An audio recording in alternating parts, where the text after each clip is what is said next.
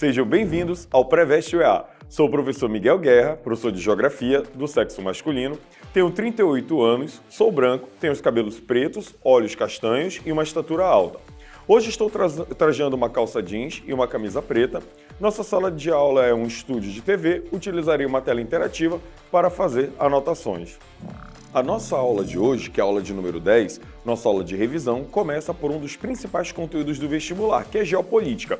No edital da UEA, você vai ter um tópico gigantesco: conflitos por disputas territoriais, guerras, terrorismo, disputas políticas, econômicas, ambientais, étnicas e religiosas. Apesar do tema ser um parágrafo, você vai reduzir tudo isso a conflitos. Então a gente pode generalizar dessa forma. Vamos começar a nossa aula a partir de um aluno que já levantou a mão. Vai lá, Gui, manda bala.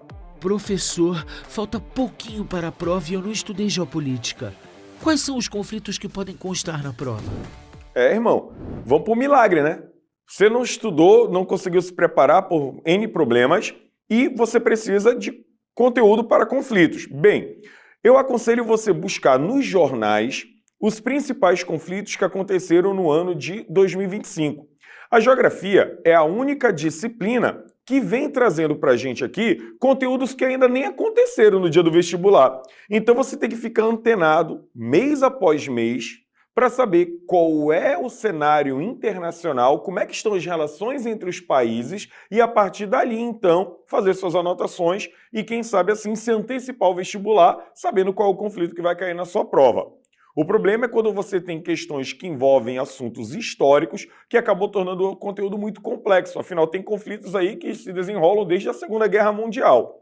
Então vamos lá. Para a gente poder entender melhor o conteúdo, eu separei aqui 3 conflitos em 3 questões e depois eu vou abordar mais alguns para chamar a atenção de vocês. A primeira questão, que é da Unesp de 2025, que foi o vestibular agora de meio de ano, traz uma situação que envolve o Irã, que está em ascensão na televisão, nas redes sociais. Olha o enunciado da questão.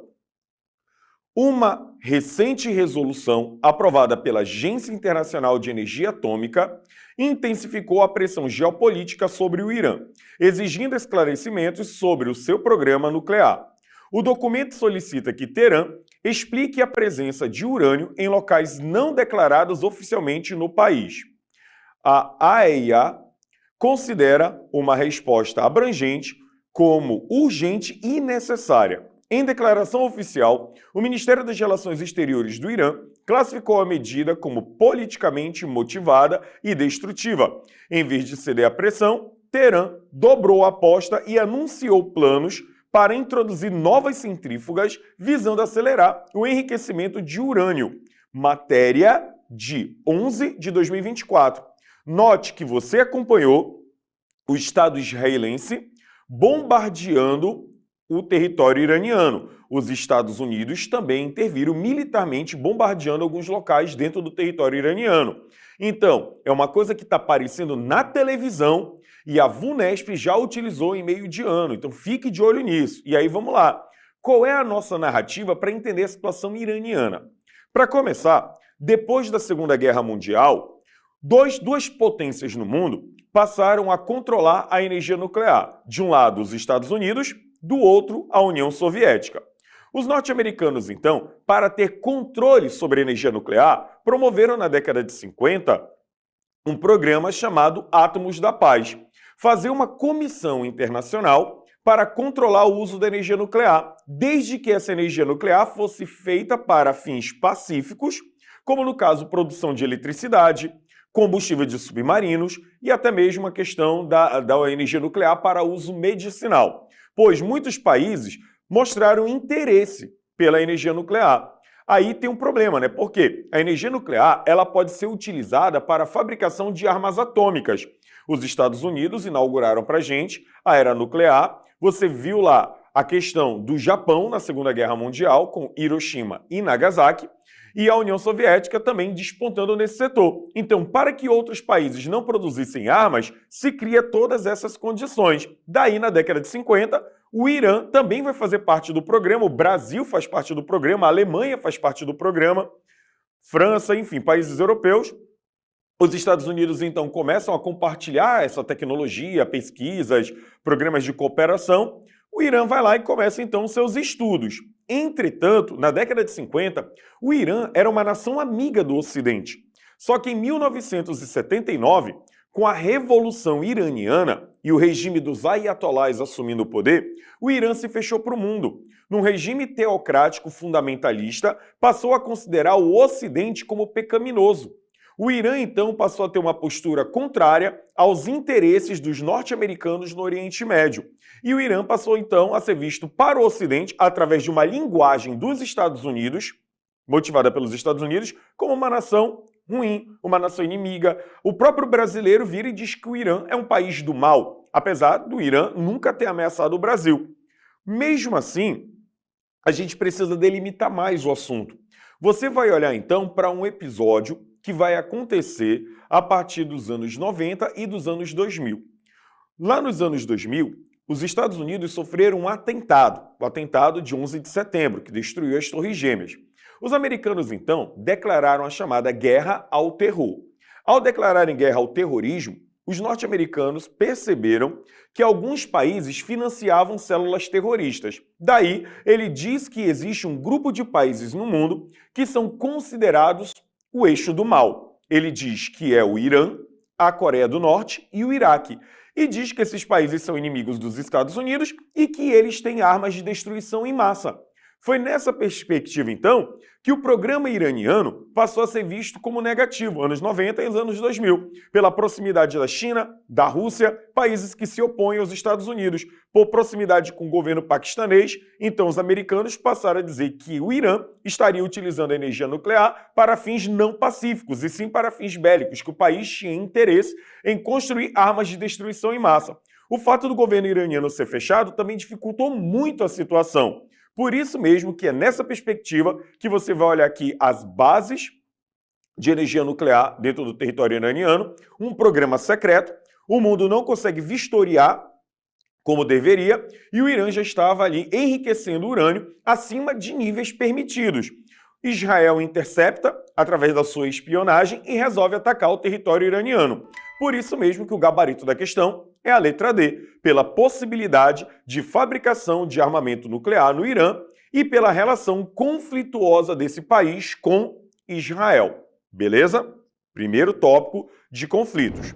Segundo tópico que nós vamos abordar hoje, a partir da questão de número 2, é sobre a Índia e o Paquistão. Olha o que nós temos na questão. Índia e Paquistão, duas potências nucleares, chegaram à beira de um conflito. A crise começou após um atentado suicida, em 14 de fevereiro, que matou pelo menos 40 indianos, reivindicado pelo grupo islamita Jaish Mohammed, com base no Paquistão. Em 26/2, caças da Força Aérea Indiana entraram no espaço aéreo paquistanês para um ataque contra o que denunciou como um grande campo de treinamento do grupo Jaish Mohammed em uma área de fronteira. A crise tratada no texto ocorreu em território longamente disputado entre os dois países. A região em questão é A. Tibete, B. Caxemira, C. Aksai Chin, D. Arunachal Pradesh e letra E. Ilhas Paracelso. Resposta, logo antecipando para você, resposta vai ser essa região dessa imagem, que é a Caxemira. A Caxemira é um território disputado entre a Índia e o Paquistão desde o processo da independência desses dois países em 47. A região já foi alvo também de uma invasão chinesa e hoje o território está sendo dividido entre essas três nações, Índia, Paquistão e a questão do território chinês. Agora, qual é o problema? É que nessa região, a maior parte da população é muçulmana. O muçulmano, o islâmico, é a religião também do Paquistão. Com isso, a população da Caxemira não aceita ser controlada pela Índia. Então, a Caxemira indiana, ela luta pela sua soberania, pela sua independência. A região tem a aspiração de se separar da Índia e se anexar ao Paquistão. Só que o governo hindu não aceita, ele não quer isso. A região já foi alvo de guerras. Em 1948 e 49, o Paquistão invadiu a Caxemira, desencadeando a Primeira Guerra Indo-Paquistanesa. Na década de 60, nós tivemos ali 50 e 60 a invasão chinesa. Na década de 60, tivemos também a Segunda Guerra entre o Paquistão e a Índia pela Caxemira. Então a região sempre foi alvo de disputa, gerando questionamento: o que tem de interessante nesse punhado de terra no planeta? E a resposta é água. É um hidroconflito. A região da Caxemira é a nascente do rio Indo, um rio que leva água para o Paquistão, também passa por territórios indianos. Outros rios também nascem nessa região. Então a disputa pelo controle das nascentes, a disputa pelo controle da água, foi extremamente importante para que a Índia se apropriasse do território, sem contar a sua posição estratégica no centro da Ásia. Então, pegou teu vestibular, Caxemira, região disputada por Índia e Paquistão, gabarito letra B. Diga-se de passagem, a região também tem atentados terroristas de muçulmanos extremistas que chamam a atenção do mundo todo para o conflito e a retórica do governo hindu, utilizando da extrema violência para conter os supostos terroristas e assim então tem um problema com liberdade de expressão, com terrorismo, com controle de fronteiras, então uma das regiões mais tensas. E não esqueça que tanto a Índia quanto o Paquistão também têm armas nucleares. Questão 3. Em meio à mais longa pausa nos combates no Iêmen, mais de 9 meses, a Arábia Saudita e os rebeldes Houthis, apoiados pelo Irã, retomaram as negociações indiretas. De acordo com as autoridades iemenitas, sauditas e a ONU, os dois lados esperam fortalecer o cessar-fogo e traçar um caminho para negociar o fim da guerra civil que começou em 2014. A guerra civil do Iêmen, que completou 8 anos em 2023, decorre da criação do Estado Islâmico, B. Intervenção da Liga Árabe. C. Difusão da Primavera Árabe. D. Extinção do Partido Livre Nacional. E. Ofensiva militar da Irmandade Muçulmana. Cara, a questão já começa com a resposta, né? O que aconteceu no Iêmen? O Iêmen é um território situado no Oriente Médio que foi alvo de um conjunto de manifestações que nós conhecemos como Primavera Árabe. Por isso, gabarita a letra C. A Primavera Árabe começou em dezembro de 2010 e janeiro de 2011, onde na Tunísia um jovem chamado Mohamed Bouazizi cometeu autoimolação ao atear fogo no próprio corpo para chamar a atenção para a situação do país. Falta de liberdade, censura, falta de dignidade, pobreza, corrupção. Então esse movimento popular pró-democracia tomou conta de outros países árabes vizinhos, como Líbia, Egito, Síria e Iêmen. No caso do Iêmen, especificamente, o presidente iemenita se chamava Ali Abdullah Saleh, um presidente ditador, no caso, que já estava no poder há gerações, há décadas, e que contava com o apoio da Arábia Saudita. No caso do Iêmen, uma etnia situada no norte, oeste-norte do país, chamada Houthis, uma etnia xiita, passou a controlar essa região e disputar o controle do país com Ali Abdullah Saleh. Isso acabou desencadeando a guerra civil, e essa guerra civil só se tornou duradoura porque a etnia xiita dos Houthis recebe apoio do governo iraniano. Então, enquanto um lado fornece armas e o outro lado também recebe armas e apoio da Arábia Saudita, o Iêmen foi transformado então numa área de disputa por duas potências do Oriente Médio, o Irã e a Arábia. Sem contar que a etnia Houthi também promove atentados a navios que passam ali pelaquela região do Oriente Médio, chamado de Golfo de Aden. A situação é bastante tensa e de vez em quando você vê nos jornais a etnia Houthi fazendo atentados atacando o Estado de Israel. Então, meu povo, você verifica que o conteúdo de conflitos ele é bastante amplo, o que não falta é conflito para uma prova, por isso que você tem que estar atento a tudo o que aconteceu desde janeiro até esse presente momento para a prova agora no final do ano. Então, espero que com a aula de hoje somente tenha se aberto para esse conteúdo. Qualquer coisa, baixe o aplicativo do Preveste, acompanhe o Preveste nas redes sociais e se liga comigo. Vamos para a nossa próxima aula.